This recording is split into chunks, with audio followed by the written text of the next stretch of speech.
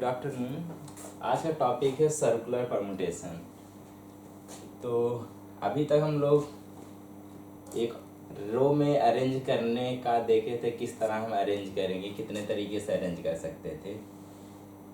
अब हमें यहाँ पे देखना है कि अगर हमारे पास कई सारे ऑब्जेक्ट हैं, उनको एक सर्किल में अरेंज करना है। सपोज करें हमारे पास 3 ऑब्जेक्ट ए बी सी है और इसको अगर हम सर्किल में अरेंज करें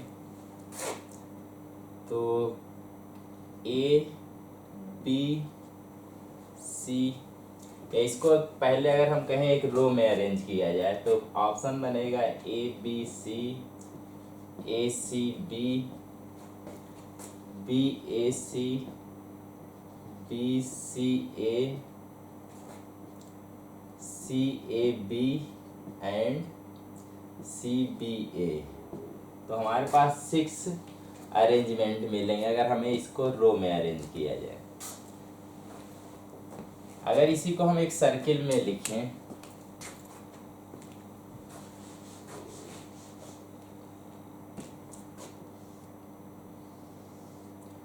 first A B C, second हमारा है ए सी बी, थर्ड हमारा है बी ए सी, फोर्थ है बी सी ए, अगला हमारा है C A B and last है सी बी ए।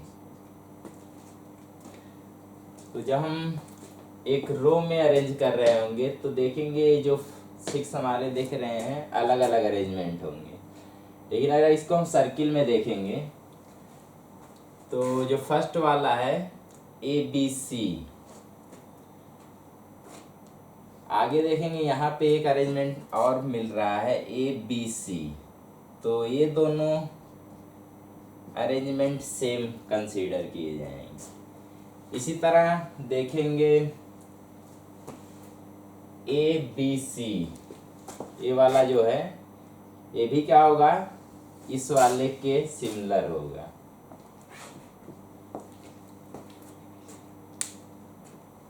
तो यहाँ पे देख पा रहे हैं ए बी सी, यहाँ भी ए बी सी और यहाँ भी ए बी सी है, तो तीनों एक ही कंसीडर किए जाएंगे अगर हम इसको सर्कुलर में देखेंगे। और यहाँ पे देखेंगे फिर से हमारा ए C B, A C B और लास्ट वाला भी ए सी बी, तो ये तीनों फिर से हमारे सिमिलर कंसीडर किए जाएंगे। तो देखा जाए तो यहाँ पे हमारे पास 2 ही अरेंजमेंट मिलेंगे जिसको हम सर्कुलर में कंसीडर करेंगे, लेकिन यहाँ पे हमारे 6 मिल रहे थे। अब ऐसा इसलिए हो रहा है क्योंकि हमारा स्टार्टिंग पॉइंट यहाँ पे हम कुछ भी रख सकते हैं, क्योंकि एक सर्किल में देखना हम स्टार्टिंग पॉइंट कहीं से भी कर सकते हैं। तो यहाँ पे जब स्टार्टिंग पॉइंट हम कहीं से भी रखेंगे तो ये और ए और थर्ड वाला लास्ट वाला ये तीनों सिमिलर होंगे। इसी तरह ए और ए वाला भी सिमिलर होगा। तो इसको हमें अगर सॉल्व करना है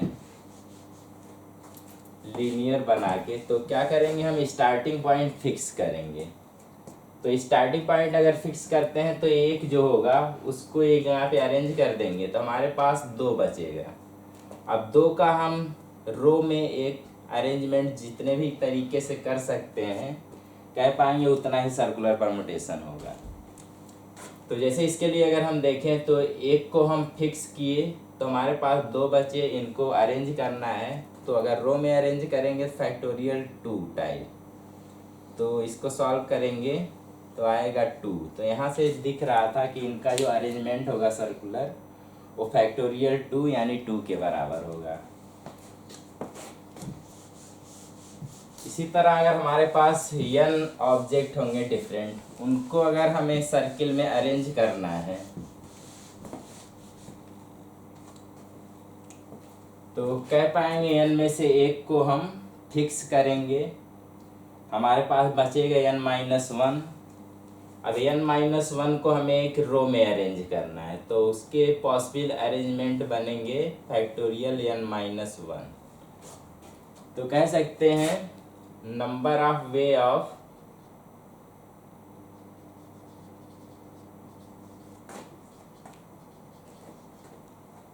ways of circular permutation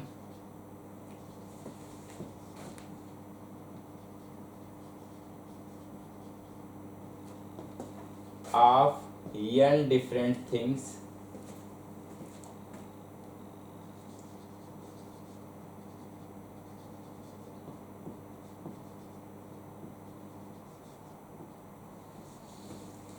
will be factorial n-1।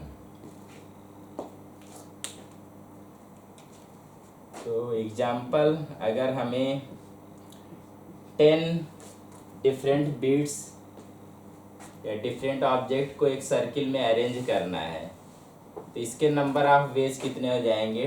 Factorial 10-1 यानी फैक्टोरियल 9 के इक्वल। तो कॉन्सेप्ट यही है कि इसमें से एक को फिक्स करेंगे तो हमारे पास 9 जो होंगे उनको हमें अरेंज करना होगा, तो लीनियर में उनका अरेंजमेंट फैक्टोरियल 9 के बराबर।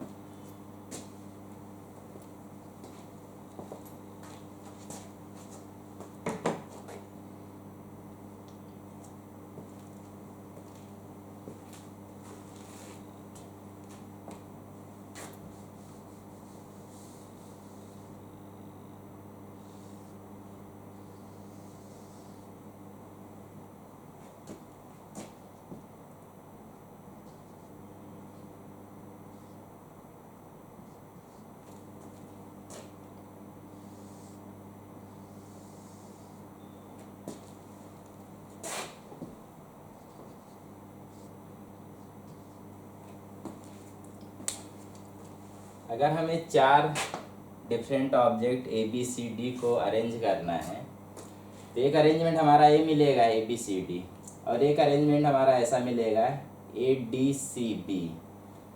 तो सर्कुलर में जब एक कंसीडर करेंगे, हमारा एक ही केस की क्लॉकवाइज देखना है, तो ए बी सी डी और A D C B different होंगे।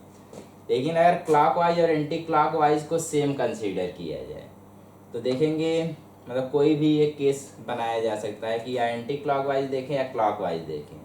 तो इसको देखेंगे तो ए बी सी डी, और इसको अगर एंटी क्लॉकवाइज देखेंगे तो ए बी सी डी।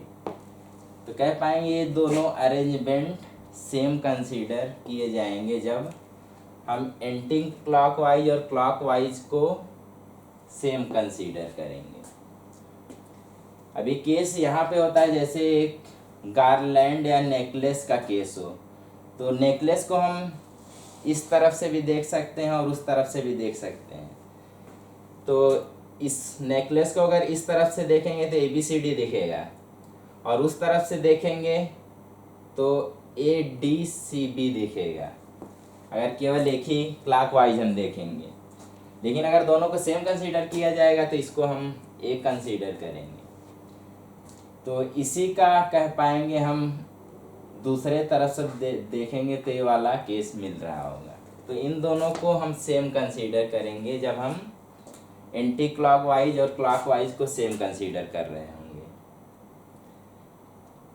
तो जितने भी अरेंजमेंट ऐसे मिले होंगे, सबका केस जितने भी आया होगा उसमें से हाफ जो होंगे एक तरफ से देखने पे और हाफ को दूसरे तरफ से देखेंगे तो सेम कंसीडर होगा। तो कह पाएंगे टोटल जितना भी उसका हाफ, या कहा जाए कि इसको हमें इस तरह अरेंज करना है कि क्लॉकवाइज और एंटी क्लॉकवाइज दोनों सेम कंसीडर किए जाते हैं, तो कह पाएंगे टोटल का हाफ हो जाएगा।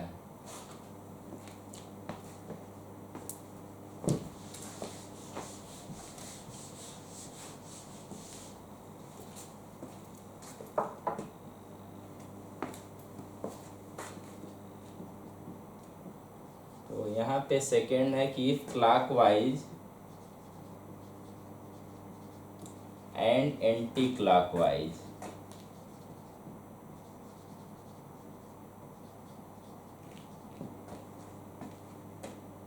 To be considered same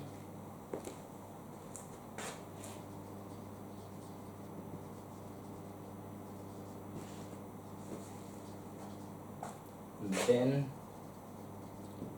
number of circular permutation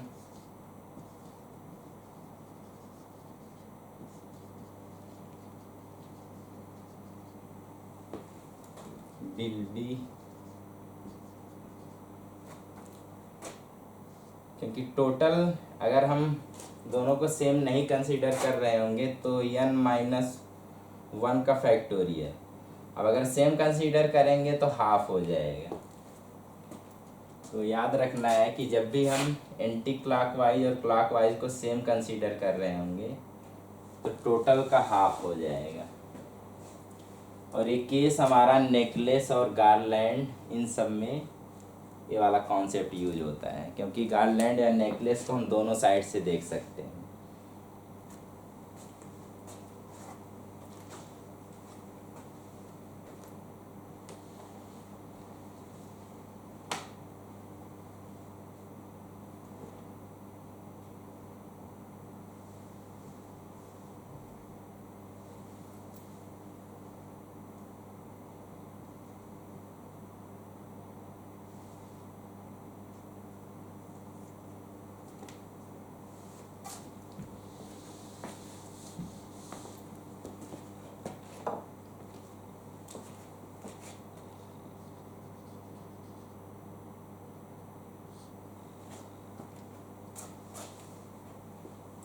question करेंगे, how many ways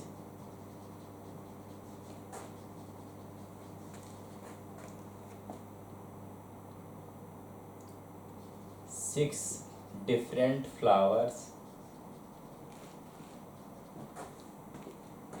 can be arrange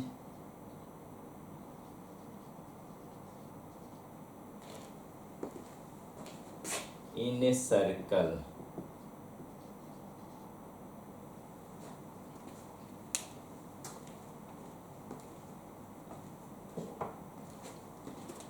और सेकेंड पार्ट है how many ways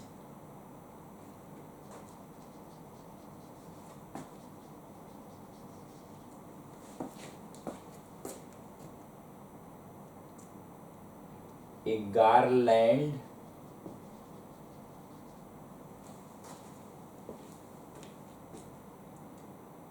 having these six flower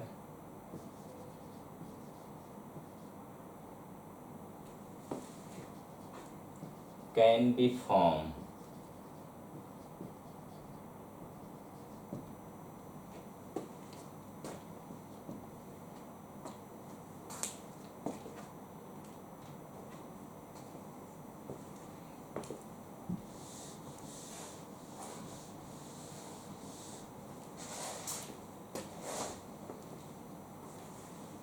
तो दोनों क्वेश्चन दोनों कॉन्सेप्ट बेस्ड है।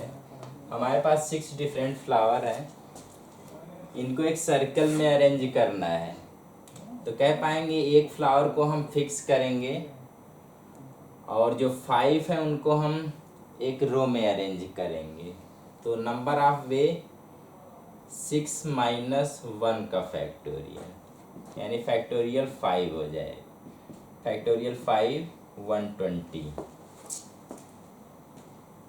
Second part how many ways A garland having these 6 flower can be formed. तो हमारे पास 6 flower है, उनसे हमें गार्लैंड बनाना है। अब गार्लैंड बनाना है तो यहाँ पे गार्लैंड में क्लॉकवाइज और एंटी क्लॉकवाइज को हम सेम कंसीडर कर सकते हैं। तो यहाँ पे जो आंसर बनेगा इसका हाफ हो जाएगा। तो फर्स्ट पार्ट का हमारा 120 होगा, सेकंड जो होगा फैक्टोरियल 6 - 1 डिवाइडेड बाई 2 यानी 120/2 60 हो जाएगा।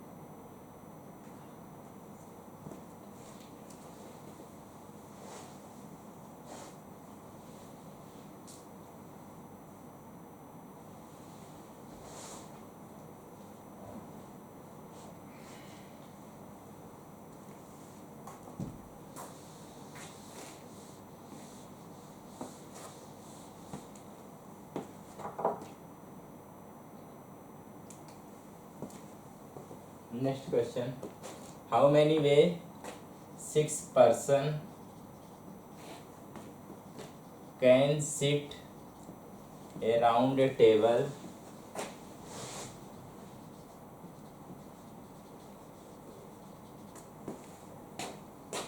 such a way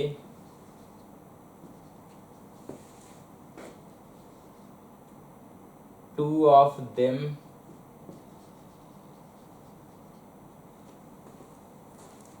always sit together?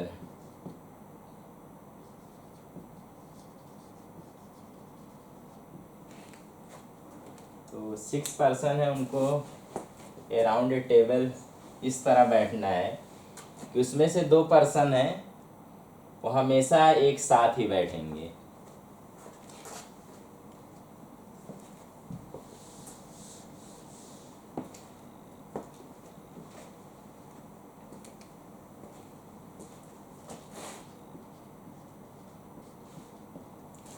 Solution start करते हैं।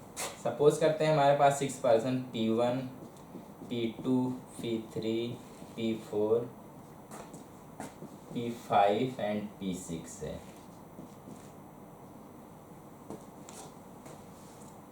इनमें से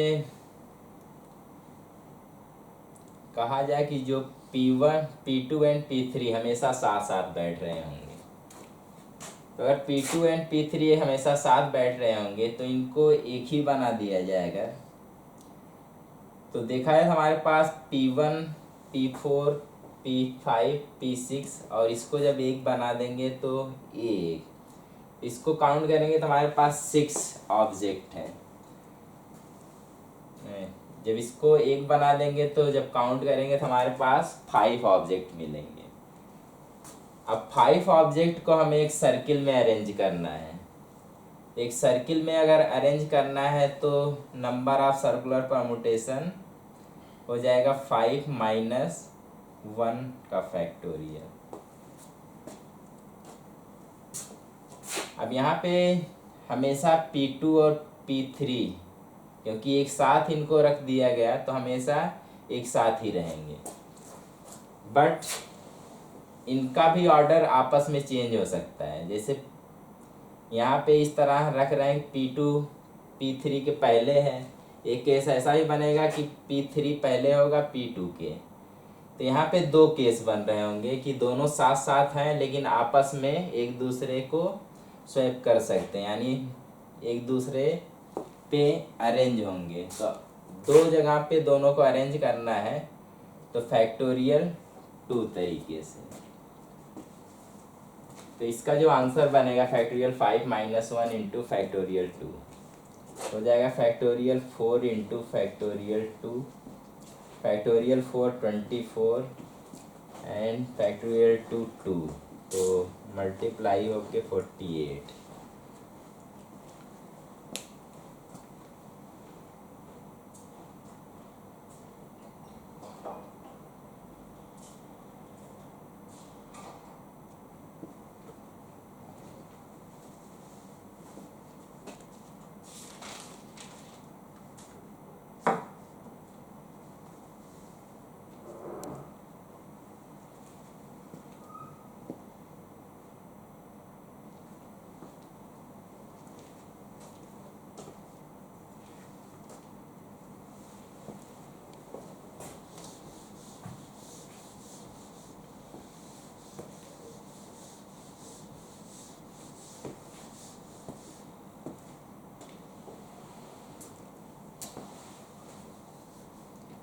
अगला टॉपिक स्टार्ट करेंगे। अगला टॉपिक है कॉम्बिनेशन।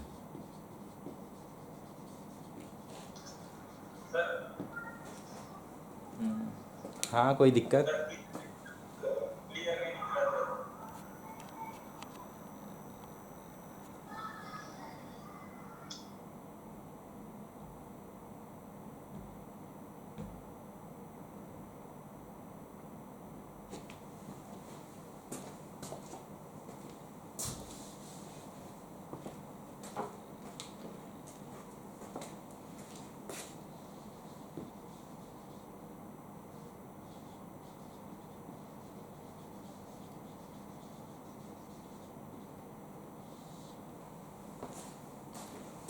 क्लियर है?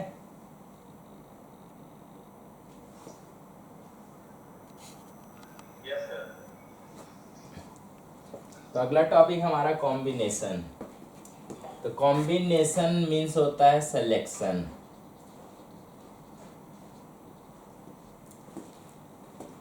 जैसे कहा जाए कि हमारे पास 15 प्लेयर हैं, हमें प्लेइंग 11 का कॉम्बिनेशन बनाना है। यानी क्या करना है, 15 प्लेयर में से हमें 11 प्लेयर को सेलेक्ट करना है। तो बात आएगी कॉम्बिनेशन या सिलेक्शन के बारे में।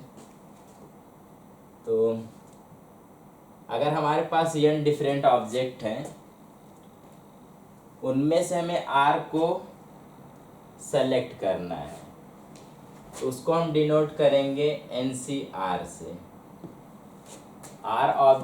n ऑब्जेक्ट में से r ऑब्जेक्ट को अगर सेलेक्ट करना है तो उसको हम डिनोट करेंगे NCR से। तो यहाँ पे इसका मतलब होगा combination of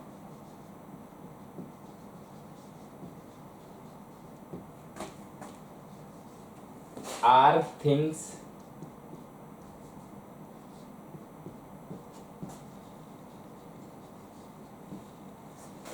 out of n different things।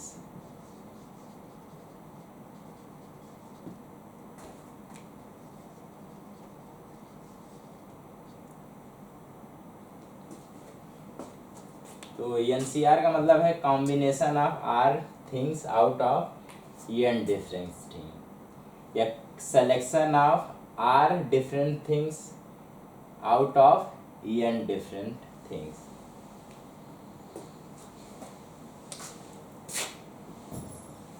चलिए इसको सॉल्व करेंगे।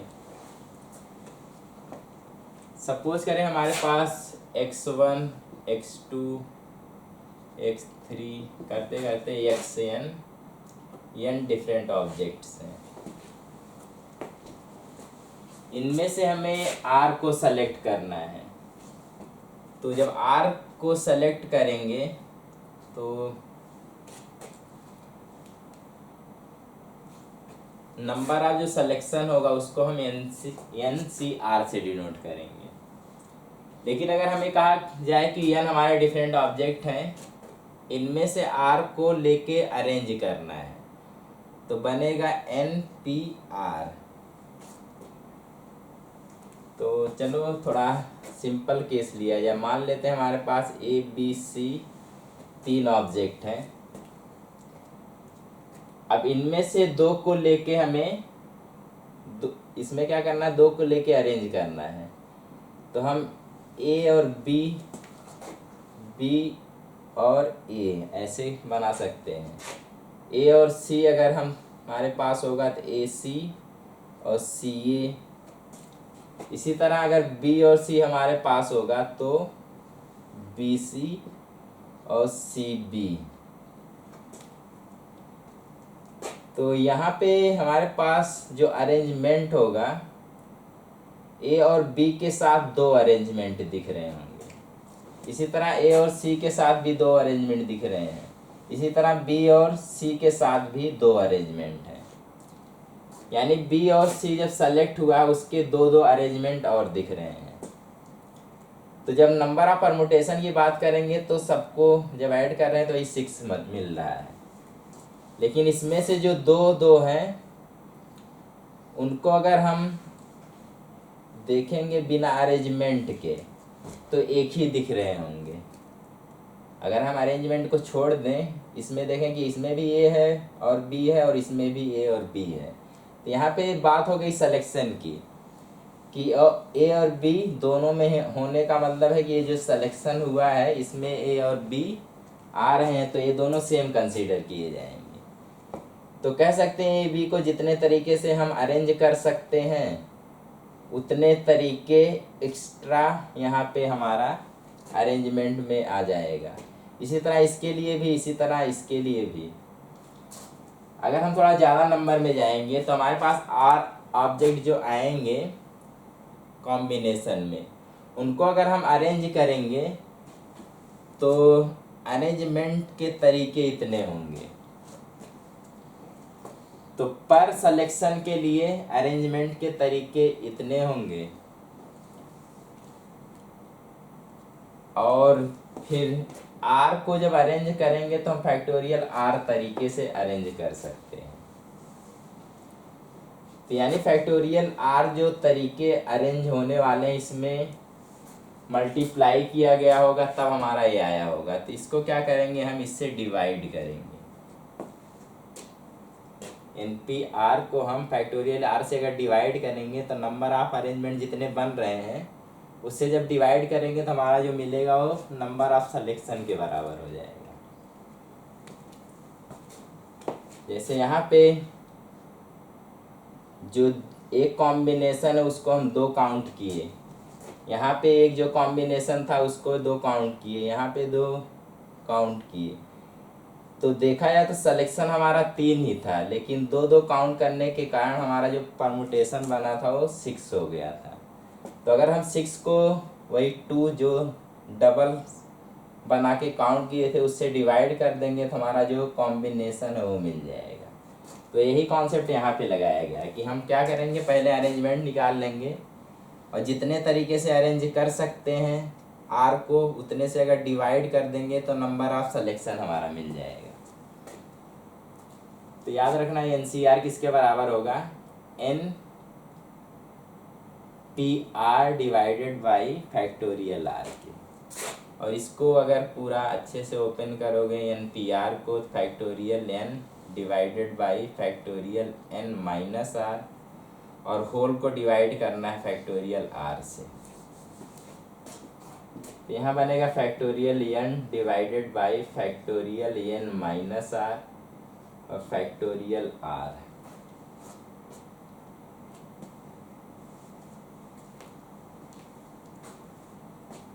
तो एन सी आर का जो फॉर्मूला बनेगा वो आएगा factorial N divided by factorial N minus are into factorial are.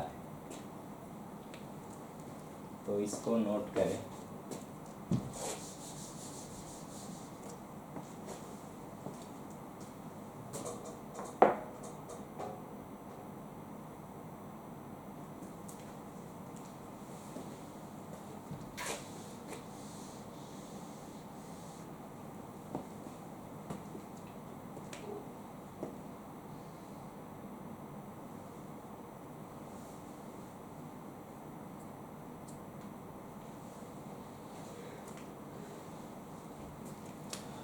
यहाँ हम फैक्टोरियल एन डिवाइडेड बाई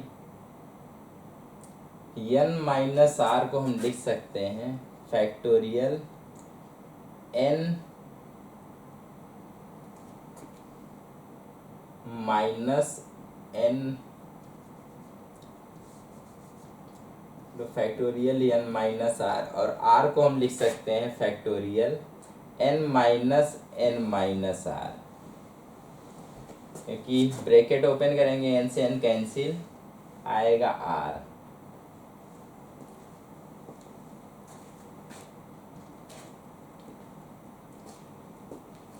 तो इस फार्मूले से अगर कंपेयर किया जाए तो इसको अगर एक नंबर कंसीडर करें तो फैक्टोरियल एन बाई फैक्टोरियल उस नंबर का minus into factorial N minus वही सेम नंबर। तो जैसे यहाँ पे बना था factorial N minus N by factorial N minus are into factorial R, तो एन सी आर हो गया था। यहाँ से अगर कंसीडर करेंगे तो क्या बन के आएगा, n C n minus r. या इसमें हम ये वाला फॉर्मूला लगाएं तो आएगा factorial N divided by factorial N minus are into factorial N minus r. तो याद रखना है जो हमारा एन सी आर होगा वो n C n minus r के बराबर होगा। तो इसको नोट कर सकते हैं फर्स्ट कि एन सी आर जो होगा वो इक्वल होगा n C n minus r के।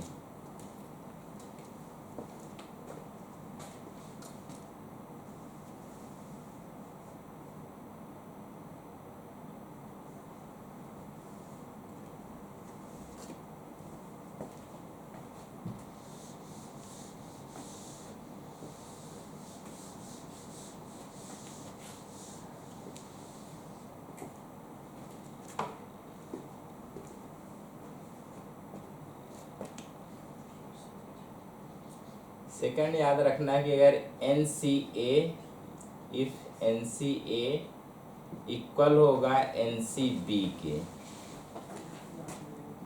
देन हम कह पाएंगे कि ए और बी या तो इक्वल होंगे, या दूसरा केस ए प्लस बी का जो सम आएगा वो एन के बराबर होगा। अभी इसलिए हुआ है क्योंकि हम n C a is equal to n C b को लिख सकते हैं n C n minus b. तो ए या तो बी के बराबर होगा या तो एन माइनस बी के बराबर होगा। तो ए या तो बी के बराबर होगा या तो ए एन माइनस बी के बराबर होगा। तो यहाँ से हमारा सेकेंड कंडीशन आएगा कि ए प्लस बी एन के बराबर आएगा।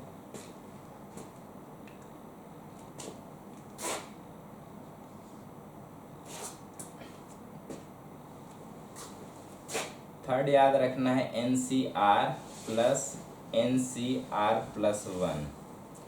जब ऊपर वाले दोनों सेम हो और नीचे एक का डिफरेंस हो तो ये बराबर होगा एन प्लस वन। ऊपर वाला एक बढ़ जाएगा और नीचे जो बड़ा होगा वो वाला याद रखना है तो हो जाएगा n plus one C r plus one.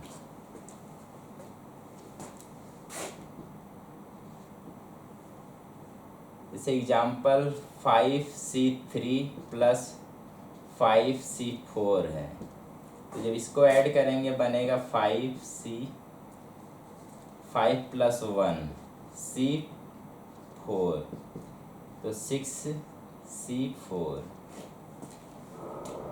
तो ये अगर ऊपर वाले दोनों सेम है और नीचे एक का डिफरेंस है तो ऊपर हम क्या करेंगे, एक इंक्रीज करेंगे और नीचे हम बड़ा वाला रखेंगे जो दोनों में बड़ा होगा। तो यहाँ पे दोनों सेम है तो एक बढ़ाएंगे 6 और इसमें बड़ा जो है 4 है तो यहाँ पे 4।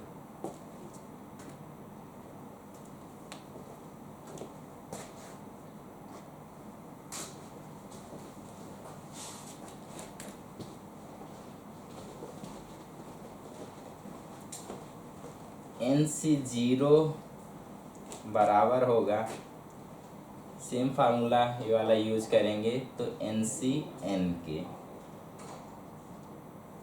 और इसको भी सॉल्व करेंगे तो आएगा 1 के बराबर। यानी हम 1 को या एन सी एन को ऐसे कुछ एन के यहाँ पे बस सेम रखना है, एम सी एम भी लिख सकते हैं।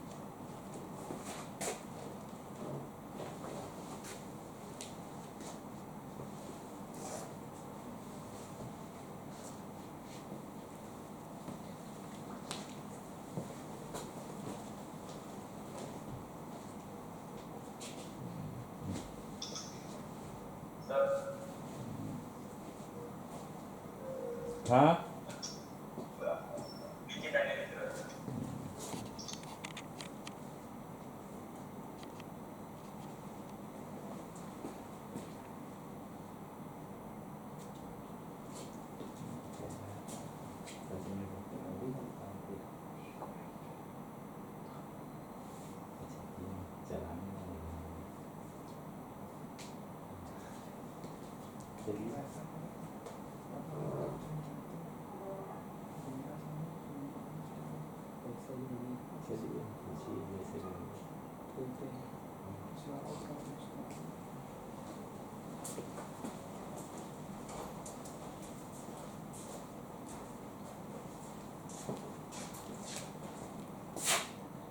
यहाँ हम के सी के भी लिख सकते हैं, कुछ भी लिख सकते हैं, बस ऊपर नीचे अगर सेम है तो आंसर हमारा 1 होगा।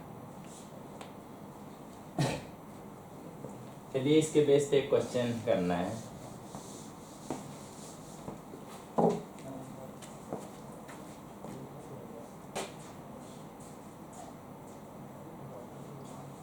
फाइव C5 प्लस 6C5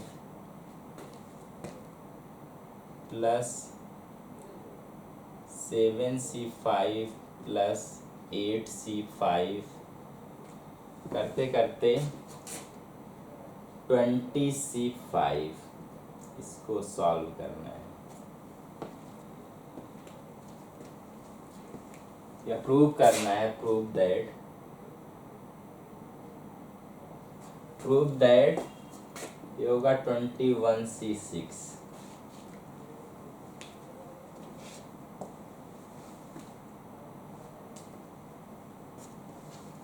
एक बार ट्राई करें खुद से।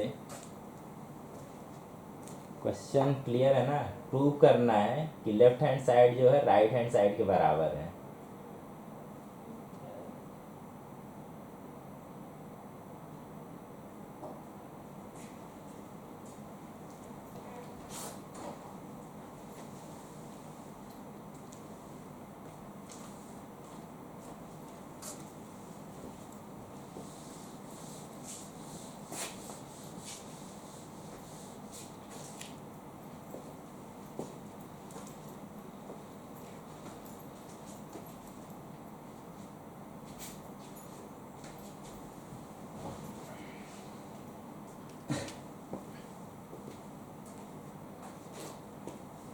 स्टार्ट करते हैं सलूशन। तो यहाँ 5C5 है यानी 1 के बराबर है। इसको हम लिख सकते हैं 6C6। अगला हमारा है 6C5। हमें फॉर्मूला यूज करना है NCR+NCR+1। वही ऊपर अगर सेम है, नीचे एक का डिफरेंस है तो हो जाएगा N+1CR+1। तो इसको अगर हम, क्योंकि 1 के बराबर है, इसको हम 6C6 भी लिख सकते हैं क्योंकि ये भी 1 के बराबर है। तो यहाँ पे देखेंगे ऊपर सेम है, नीचे एक का डिफरेंस है, तो ये बनेगा हमारा ऊपर वाला एक बढ़ जाएगा तो 7C। यहाँ पे बड़ा जो है हमारा 6 है, यहाँ पे 6 आएगा। यहाँ बस ये ध्यान देना है जो बड़ा वाला है वो आगे आएगा। तो ये बन जाएगा इन दोनों का जो सम होगा वो 7C6। उसमें हम इसको फिर ऐड करेंगे। तो 7C6 में हम ऐड करेंगे 7C5 को। फिर देखेंगे ऊपर हमारा सेम है, नीचे एक का डिफरेंस है, तो ऊपर एक बढ़ेगा 8, नीचे क्या होगा बड़ा वाला जो है हमारा 6। अब इसको हम इसमें जोड़ेंगे तो देखेंगे ऊपर सेम है, नीचे हमारा एक का डिफरेंस है, तो बन जाएगा 9C6। और ऐसे करते करते जब यहाँ पहुँचेंगे तो यहाँ पे आएगा 20C6 और इन दोनों को हमें ऐड करना होगा। तो जब ऐड करेंगे फिर से हमारा फॉर्मूला यूज होगा और आएगा 21, क्योंकि दोनों सेम है। 20 एक बढ़ेगा 21, बड़ा वाला रखना है 6, तो राइट हैंड साइड के बराबर हो जाएगा।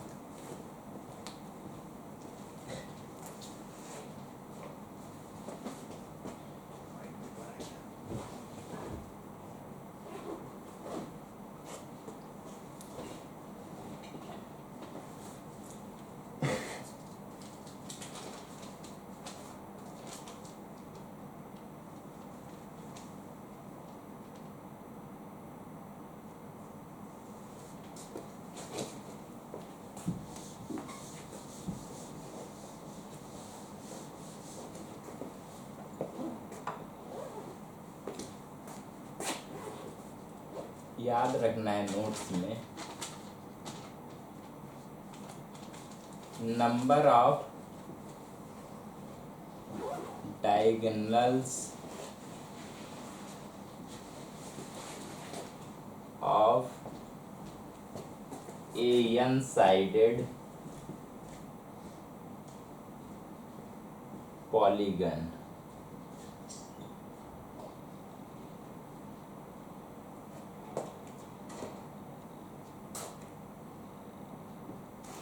equal n into n minus 3 divided by 2। तो अगर हमारे पास n साइडेड पॉलीगन है तो उसमें number of diagonals n into n minus 3/2 होंगे।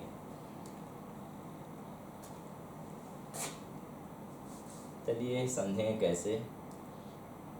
मान लेते हैं हमारे पास एक हेक्सागन है,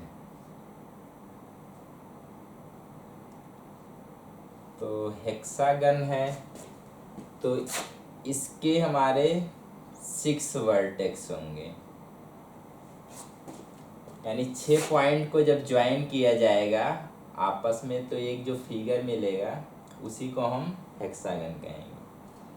अब यह हेक्सागन में जो डायगोनल होंगे, जैसे इस पॉइंट को अगर हम इससे ज्वाइन करेंगे एक डायगोनल मिलेगा, इस पॉइंट को इससे ज्वाइन करेंगे ये भी एक डायगोनल मिलेगा, इस पॉइंट को इससे जब ज्वाइन करेंगे तब भी एक डायगोनल मिलेगा। लेकिन अगर इस पॉइंट को इससे ज्वाइन करेंगे तो पॉलीगन का साइड मिलेगा। इसी तरह इस पॉइंट को अगर हम इससे ज्वाइन करेंगे तो पॉलीगन का साइड मिलेगा। तो कह पाएंगे कि यानी 2 पॉइंट को जब भी ज्वाइन किया जाएगा तो या तो पॉलीगन का साइड मिल रहा होगा या तो पॉलीगन का डायगोनल मिल रहा होगा। तो अगर हमारे पास 6 पॉइंट्स हैं तो 6 में से हमें 2 सेलेक्ट करना है, तो नंबर ऑफ वे कितने होंगे 6C2। तो ये जो नंबर आ रहा है इसमें डायगोनल और नंबर ऑफ साइड दोनों काउंट है, क्योंकि हमें डायगोनल्स की ज़रूरत है। तो इसमें नंबर ऑफ साइड जितने भी पॉलीगन में या इसमें जो हेक्सागन है इसमें 6 होंगे, तो 6 को हम सब्ट्रैक्ट कर देंगे, तो यही हमारा आंसर बनेगा नंबर ऑफ डायगोनल इसके केस में। तो कॉन्सेप्ट समझ में आया होगा कि हम 2 पॉइंट को चूज करेंगे और उनको जब ज्वाइन करेंगे तो या तो साइड मिल रहा होगा या तो पॉलीगन का कोई डायगोनल मिल रहा होगा। तो टोटल नंबर ऑफ साइड और डायगोनल हमारा 6C2 हो जाएगा। उसमें से हम नंबर ऑफ साइड जब घटा देंगे तो हमारा नंबर ऑफ डायगोनल बचेगा। तो यही कॉन्सेप्ट यहाँ पे लगाना है कि n साइडेड अगर पॉलीगन है तो उसके n वर्टेक्स होंगे, n वर्टेक्स में से हमें 2 वर्टेक्स को चूज करना होगा। जब भी चूज करके ज्वाइन करेंगे तो या तो ये डायगोनल बन रहा होगा या तो साइड बन रहा होगा।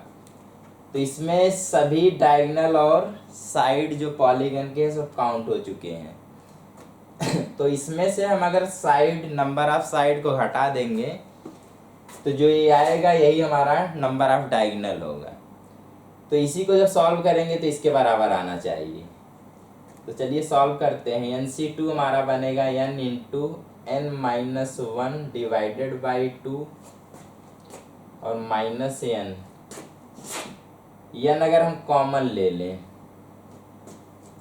या n/2 अगर हम कॉमन लें तो यहाँ से n माइनस 1, यहाँ बाई 2 नहीं है तो ऊपर नीचे हम 2 से मल्टीप्लाई कर लेंगे।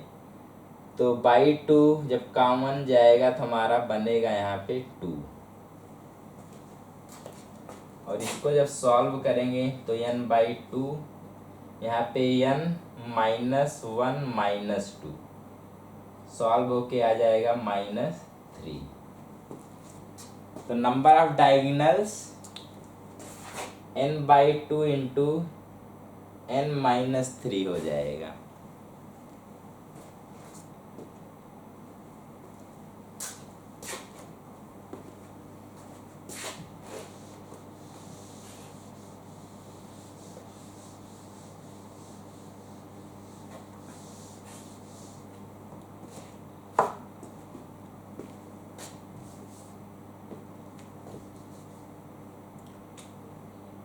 n ऑब्जेक्ट है, हमें R को सेलेक्ट करना है, n में से R को सेलेक्ट करना है और कंडीशन ये दे दे कि जो इसमें से P ऑब्जेक्ट हैं वो हमेशा सेलेक्ट होंगे।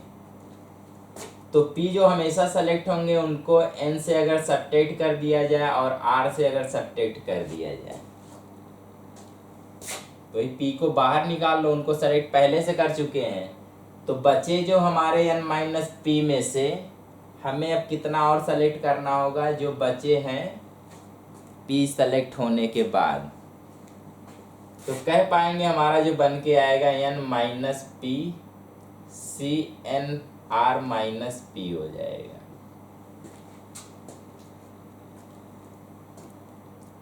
यहाँ पे पी पर्टिकुलर जो होंगे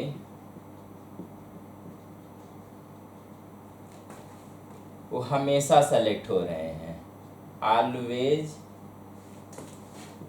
आर सेलेक्टेड। तो पी पर्टिकुलर अगर ऑलवेज सेलेक्ट होंगे तो उनको पहले से सेलेक्ट करके रख लो। तो जो बचे हैं उनको उनमें से हमें सेलेक्ट करना है। अब जितना सेलेक्ट करना था पी सेलेक्ट हो चुके हैं, और जो बचे होंगे उनको सेलेक्ट करना है। तो यही आर माइनस पी बचे होंगे, इनको और सेलेक्ट करना होगा। तो एन माइनस पी में से हमें आर माइनस पी को सेलेक्ट करना है। तो नंबर ऑफ सिलेक्शन ये हो जाएगा।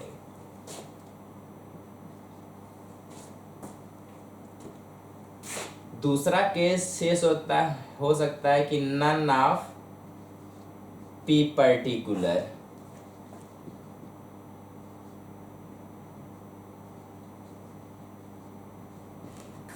Are selected.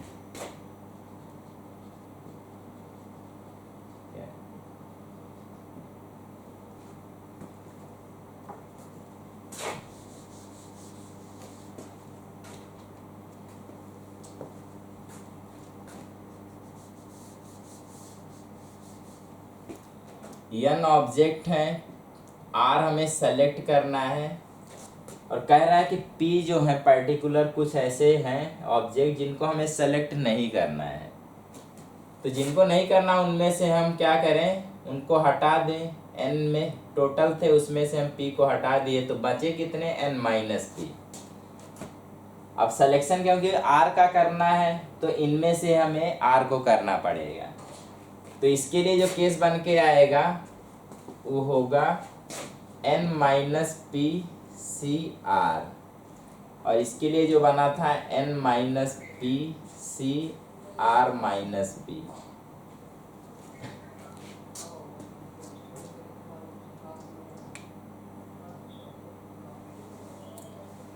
तो केस ऐसे कुछ बन सकता है कि हमारे पास 10 डिफरेंट ऑब्जेक्ट हैं, उसमें से 3 जो हैं हमेशा सेलेक्ट हो रहे हैं, 3 आर ऑलवेज सेलेक्टेड। तो कितने तरीके से हम 7 ऑब्जेक्ट को सेलेक्ट कर सकते हैं। क्वेश्चन अगर ये है कि 10 ऑब्जेक्ट हैं, उसमें से हमें 7 ऑब्जेक्ट सेलेक्ट करना है, जिसमें से 3 हमेशा सेलेक्ट हो रहे हैं। तो क्या करेंगे, 10 में से 3 सब्ट्रैक्ट करेंगे। तो जो बचे हैं, क्योंकि जिनको सेलेक्ट करना पहले सेलेक्ट करके रख लो, तो जो बचे 7 हैं उनमें से अब हमें, क्योंकि 3 पहले से सेलेक्ट होके रख चुके हैं, तो अब जो बचे हैं, क्योंकि 3 सेलेक्ट हो चुके हैं तो 4 बचे होंगे। 4 हमें और सिलेक्शन जो लेना है वो किस में से लेना होगा, 7 में से। यानी हम कह पाएंगे बनेगा भाई 7C4 या 7 माइनस 3। तो जिसको सेलेक्ट करना पहले सेलेक्ट करके अगर रख लें, तो बचे 10 माइनस 3 में से हमें बचे 4 जो हैं वो सेलेक्ट करने होंगे। तो यही वाला फॉर्मूला। और ये कह दे कि 2 जो है इसमें से वो सेलेक्ट नहीं होंगे कभी, तो जो 2 सेलेक्ट नहीं होंगे उनको बाहर कर दो। तो हमारे पास बचे 8, उसमें से 7 सेलेक्ट करना है, तो हो जाएगा 8C7, यानी ये वाला फॉर्म। तो याद रखना है, कभी कभी ऐसा भी फॉर्म आएगा कि केस हमारा होगा कि कुछ ऑब्जेक्ट हमेशा सेलेक्ट होंगे, कुछ होंगे जो कभी नहीं सेलेक्ट हो रहे होंगे।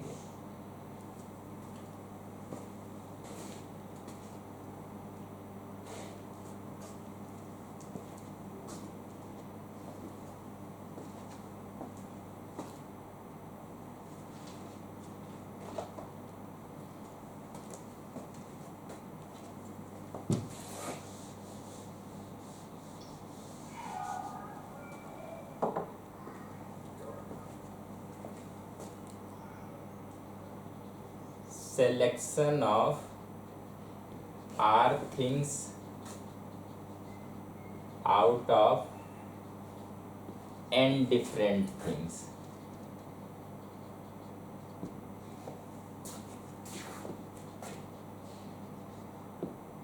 Such that,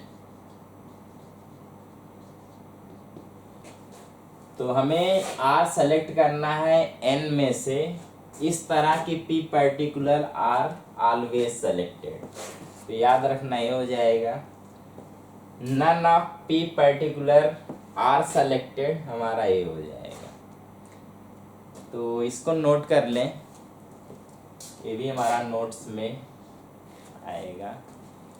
किस टाइप के जो क्वेश्चन होंगे हम ऐसे प्रोसीड करके करेंगे। तो आज का टॉपिक यहीं पे क्लोज किया जा रहा है। Okay, thank you.